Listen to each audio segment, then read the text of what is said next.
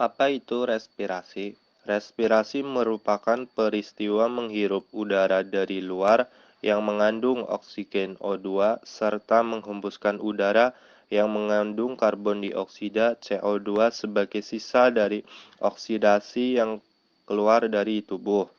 Anatomi respirasi pada manusia, menurut klasifikasi, dibagi menjadi dua, yaitu satu, saluran nafas atas dan saluran nafas bawah. Saluran nafas atas terbatas hingga faring, sedangkan saluran nafas bawah dimulai dari laring, trakea, bronkus, dan berakhir di paru. Rongga hidung. Rongga hidung atau kafum nasalis. Rongga hidung dibagi menjadi dua. Satu, eksternal.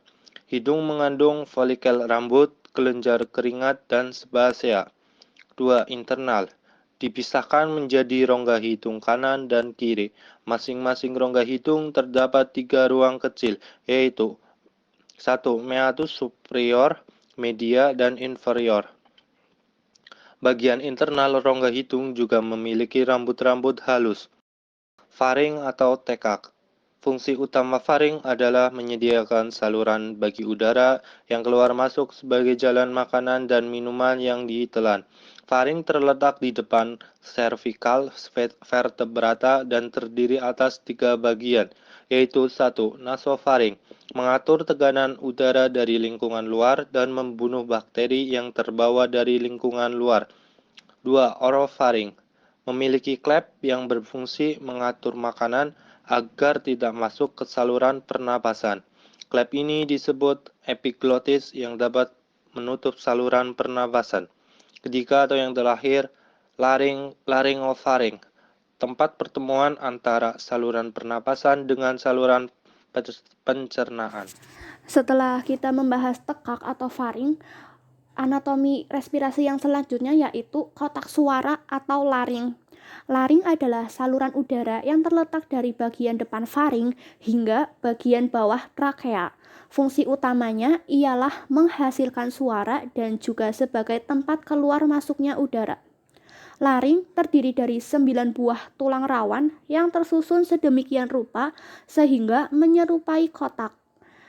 Laring terdapat 3 tulang yang sangat penting, yaitu yang pertama tulang rawan tiroid atau jakun.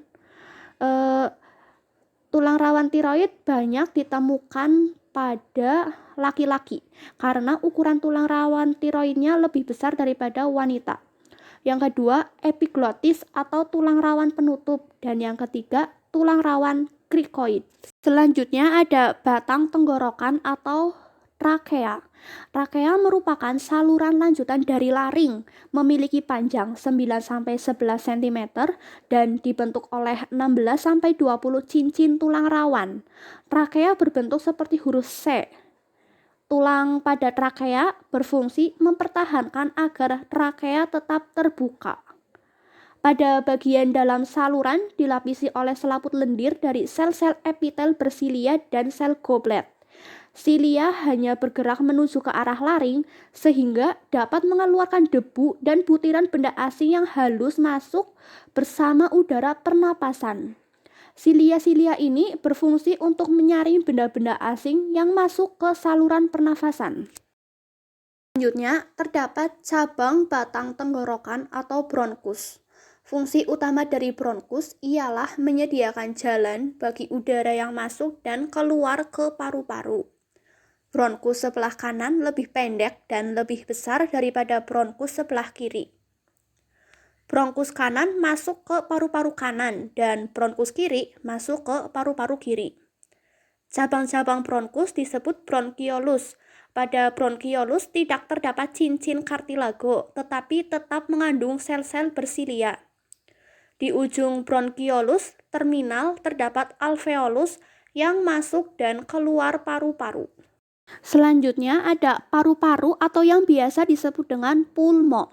Paru-paru terdiri dari 2 bagian, yaitu paru-paru kanan disebut pulma dexter dan paru-paru kiri disebut pulma sinister. Paru-paru kanan terdiri dari lobus superior, lobus intermedia, dan lobus inferior. Paru-paru kiri terdiri dari lobus superior dan inferior. Paru-paru dibungkus oleh selaput pleura, sedangkan Pleura parietalis melekat pada dinding rongga koraks. Paru-paru mengembang karena ada udara masuk. Maka selaput pleura yang basah dan halus kemudian bergeser satu sama lain dengan mudah, sehingga terhindar dari kerusakan akibat gesekan. Alveolus. Alveolus merupakan bagian terminal cabang-cabang bronkus dan bertanggung jawab akan struktur paru-paru yang menyerupai kantong kecil terbuka pada salah satu sisinya. Alveolus merupakan tempat pertukaran oksigen dan karbon dioksida. Di alveolus terdapat sekitar 300 juta yang jika bersatu membentuk satu lembar akan seluas 70 meter persegi. Fisiologis pernafasan. Dalam fisiologi, respirasi didefinisikan sebagai pergerakan oksigen dari udara luar ke sel dalam jaringan dan transport karbon dioksida yang berlawanan. Respirasi dapat dibedakan atas dua jenis, yaitu yang pertama, respirasi luar, merupakan pertukaran antara oksigen dan karbon dioksida antara darah dan udara. Yang kedua, respirasi dalam, merupakan pertukaran antara oksigen dan karbon dioksida dari aliran darah ke sel-sel dalam tubuh. 3 tahapan proses respirasi. Yang pertama ada ventilasi. Proses ventilasi adalah masuk dan keluarnya udara ke dalam paru, serta proses keluar bagi karbon dioksida dari alveoli menuju udara bebas. Ketika alveoli telah mengembang dan tidak dapat lagi mengempis dengan maksimal disebabkan udara di dalam alveoli masih tersisa dan tidak dapat dikeluarkan walaupun dengan ekspirasi kuat, volume udara tersebut disebut dengan volume udara residu. Yang kedua, proses difusi. Difusi adalah proses berpindahnya oksigen dari alveolus ke dalam darah, juga proses keluarnya karbon dioksida dari darah ke alveolus. Dalam keadaan istirahat normal, difusi dan keseimbangan antara oksigen di kapiler, darah paru, dan alveolus berlangsung kira-kira 0,25 detik dari total waktu kontak selama 0,75 detik.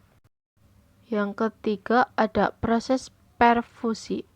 Perfusi adalah distribusi darah yang telah teroksigenasi di dalam paru untuk dialirkan ke seluruh tubuh. Mekanisme sistem pernafasan yang pertama adalah inspirasi. Terjadi akibat otot tulang rusuk dan diafragma berkontraksi. Volume rongga dada dan paru-paru meningkat ketika diafragma bergerak turun ke bawah dan sangkar tulang rusuk membesar. Tekanan udara dalam paru-paru akan turun di bawah tekanan udara atmosfer dan udara akan mengalir ke dalam paru-paru.